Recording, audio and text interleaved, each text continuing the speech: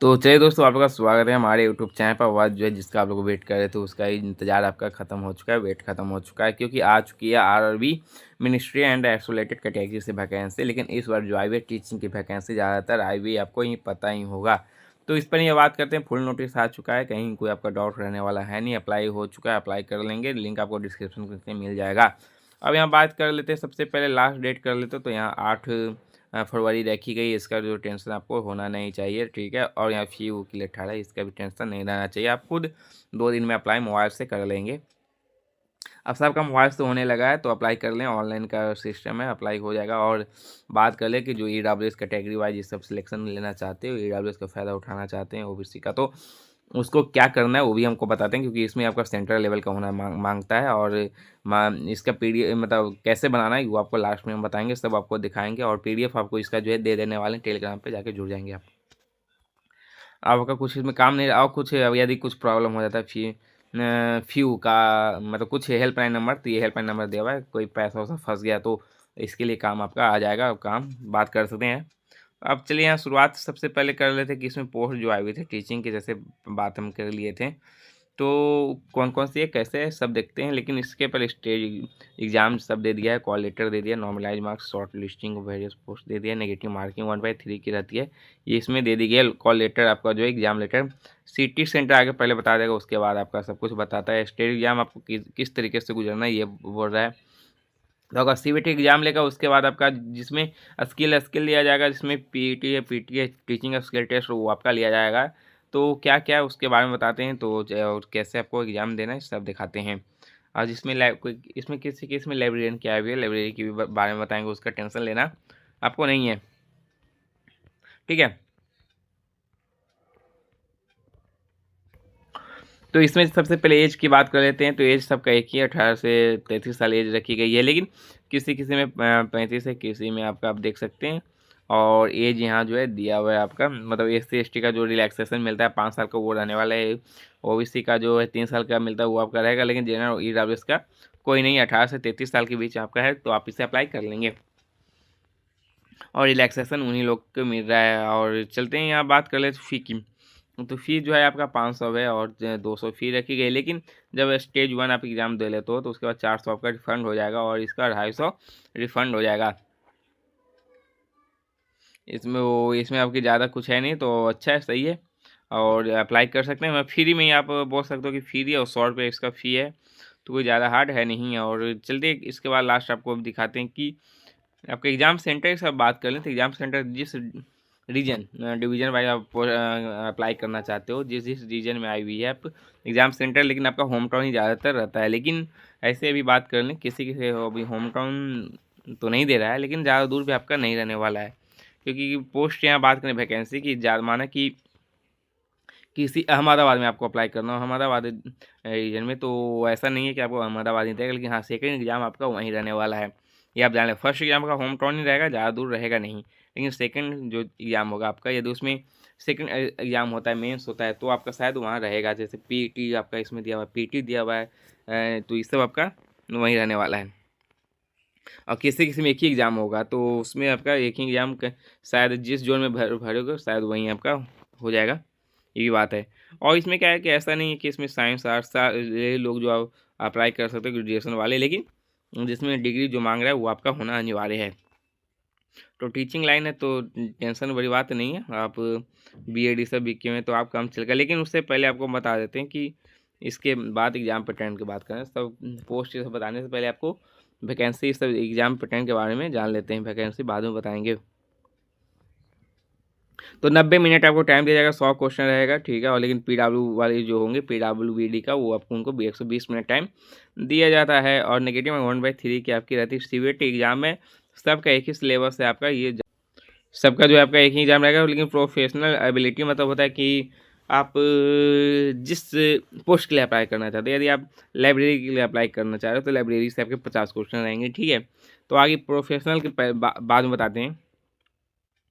आपको बता दें कि जनरल से आपके 15 रहेंगे, रीजनिंग से 15, मैथ से 10 और साइंस से आपके 10 क्वेश्चन होंगे, ठीक है। और 50 क्वेश्चन आपके प्रोफेशनल मतलब आप बीएड के लिए अप्लाई किए हैं, बीएड में आपका हिस्ट्री से अप्लाई किए हो तो हिस्ट्री से ही आपके जो है क्वेश्चन पूछे जाएंगे 50 क्वेश्चन। पॉलिटिक्स से किए हैं तो पॉलिटिक्स से अप्लाई किए हैं तो उनके लिए पॉलिटिक्स क्वेश्चन 50 रहेंगे। तो इसलिए मिला के 100 क्वेश्चन आपका हो गया, 100 मार्क्स के आपके रहने वाले हैं। और ये सिलेबस आपका जो है दे दिया आराम से, आप देख सकते हैं क्या क्या पढ़ना है।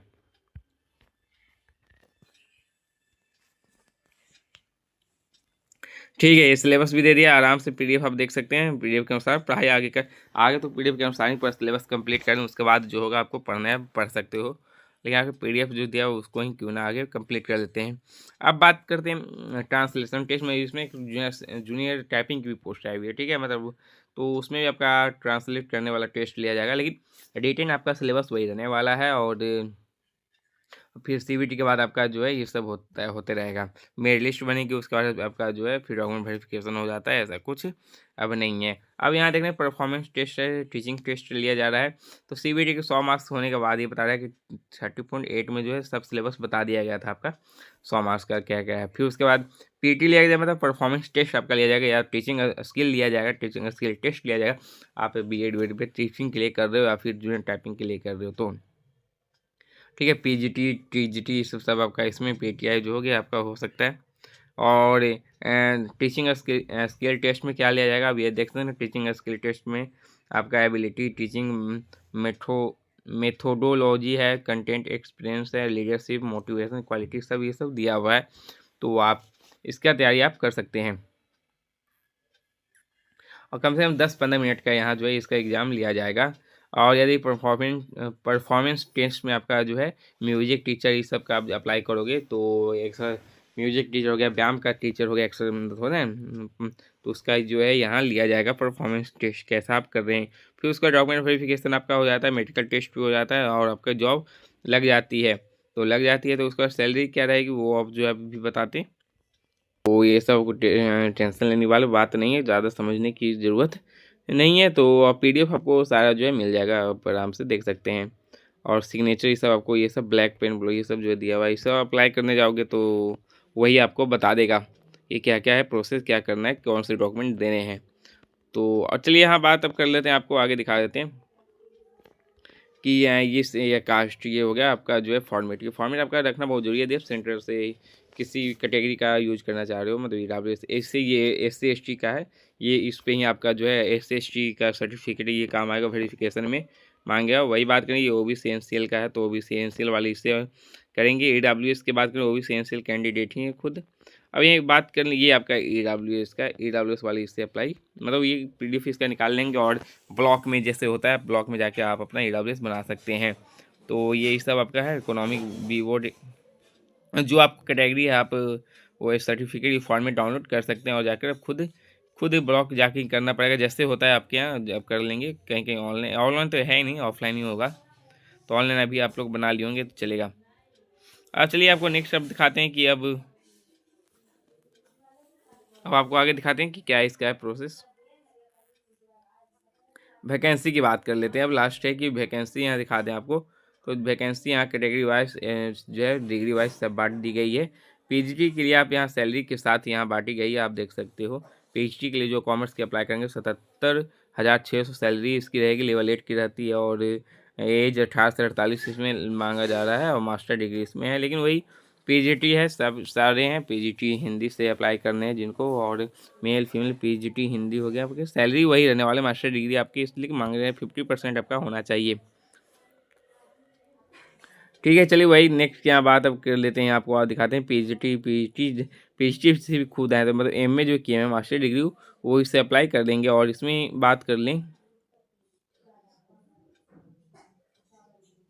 पीजीटी का खूब नहीं। अब यहाँ जैसे कि अभी ये सब आ गया आपका चीफ लॉ असिस्टेंट का, पब्लिक प्रोजेक्टर का आ गया, फिजिकल ट्रेन मतलब जो बीपीएड किए हुए हैं, मतलब कि ग्रेजुएशन बीपीएड वही फिजिकल के लिए किए हुए हैं उनके लिए भी सैलरी सबके 40,000 पार ही है। टीजीटी की यहाँ बात करें, टीजीटी में भी आपकी 44,900 है, बीपीटी में भी है ठीक है। जो train graduate teacher arts Bengali medium ये उनके लिए भी है, आप ये देख सकते हैं। तो वो भी इसे अप्लाई कर लेंगे। और क्वालिफ़िकेशन में आप इसमें जो है 50% होना चाहिए, ग्रेजुएशन आपका होना चाहिए। और बात कर लेते हैं कि बीएड किस में मांग रहा है, तो है, नहीं तो फिर डिप्लोमा है आपका, तो इससे अप्लाई कर लेंगे। अब ये ट्रेंड अब क्या हो गया, इंग्लिश मीडियम का है, ठीक है। तो सारे मांग रहे हैं, आपके पास होना है, कोई किसी एक का भी बीएड है तो बीएड चलेगा। ज्योग्राफी में आप आर्ट्स सिस्टम में ज्योग्राफी लिए में तो भी इससे अप्लाई कर सकते हैं। पॉलिटिक्स से किए में तो पॉलिटिक का नहीं दिया हुआ है। हिंदी टीचर के लिए भी है, आप हिंदी इससे किए हैं तो आप इससे अप्लाई कर सकते हैं। लेकिन 50% होना, सबकी सैलरी एक ही है, कोई ज़्यादा हार्ड नहीं है। 18 से 48 एज वाले इसे अप्लाई कर लेंगे, ठीक है। अब यहाँ नेक्स्ट क्या बात करते हैं, ट्रेन ग्रेजुएट टीचर की यहाँ बात कर लें तो इसमें ग्रेजुएशन जो टीचर के लिए अप्लाई करना जाते हैं तो उसमें क्या है कि डिप्लोमा 2 साल का बीएड आपका मांग रहा है, नहीं तो आप फिर ग्रेजुएशन भी किए हुए हैं पीसीबी से, तो फिजिक्स केमिस्ट्री और बायो से, तो आपको ये भर सकते हैं, ठीक है। पीसीएम वालों के लिए भी है, मैथ वालों के लिए, संस्कृत वालों के लिए भी आई हुई है, सारे सब क्या हुई है, science, political science, computer science की भी आई हुई है, ठीक है। तो सोशल साइंस की भी आई हुई है, ज्योग्राफी हिस्ट्री से किए तो आप इसे अप्लाई कर लेंगे। और ऐसा कुछ इसमें नहीं दिया हुआ है। जूनियर ट्रांसलेटर की यहाँ बात करें तो मास्टर डिग्री मांग रहा है, तो मास्टर डिग्री को तो अप्लाई करेंगे। और बात करें कि साइंटिफिक असिस्टेंट ट्रेनिंग की बात करें तो इसमें भी मास्टर डिग्री है। सीनियर की यहाँ बात कर लें तो इसमें भी आपका जो ग्रेजुएशन पक्का की खोज रहा है, मास कम्युनिकेशन ये सब है। तो अब यहाँ कर लेते हैं लाइब्रेरियन की यहाँ बात कर लें तो लाइब्रेरियन की आप देख सकते हो तो 35,000 सैलरी स्टार्ट रहेगी। लाइब्रेरी ब्लिस किए हुए 4 साल का, मतलब ग्रेजुएशन प्लस 1 साल का ब्लिस होता है, तो आप इससे अप्लाई करेंगे। प्राइमरी टीचर 12th पास वाले भी अप्लाई करेंगे। प्राइमरी टीचर की सैलरी आपकी 35,000 से कुछ रहती है, तो हाँ सही है, ज़बरदस्त है, अप्लाई कर सकते हो। और ऐसा कुछ नहीं है। अब सबको यहाँ देख ले तो अब पोस्ट की बात कर लें तो कहाँ किस में कितनी पोस्ट भरी गई है यहाँ ये बता रहा है। जैसे कि आपका जो है अहमदाबाद की सीट है, आपका 3 सीट रखी गई है, वही बात करें। जूनियर ट्रांसलेटर मिलाकर अजमेर, ठीक है, अजमेर में भी आपकी जो है सीट आप देख सकते हो। सब कैटेगरी वाले कि आप पीडीएफ आराम से देख सकते हैं, ऐसा कुछ नहीं है जिसको अब जहाँ इसके बाद कन्फ्यूजन कुछ आपको रहता है, मतलब कि वैकेंसी खोजने में कमेंट करेंगे कि किस पोस्ट के लिए आपको जो है पता करना है, कहाँ ज़्यादा सीट है, तो उस पर हम कमेंट जरूर कर देंगे, ठीक है। कमेंट जरूर कर देंगे तो अप्लाई आप करेंगे और ये आराम से पीडीएफ देख सकते हो। तो पीडीएफ जाइए मेरे टेलीग्राम से ले लीजिए। तो आज के लिए शेयर और सब्सक्राइब कीजिए।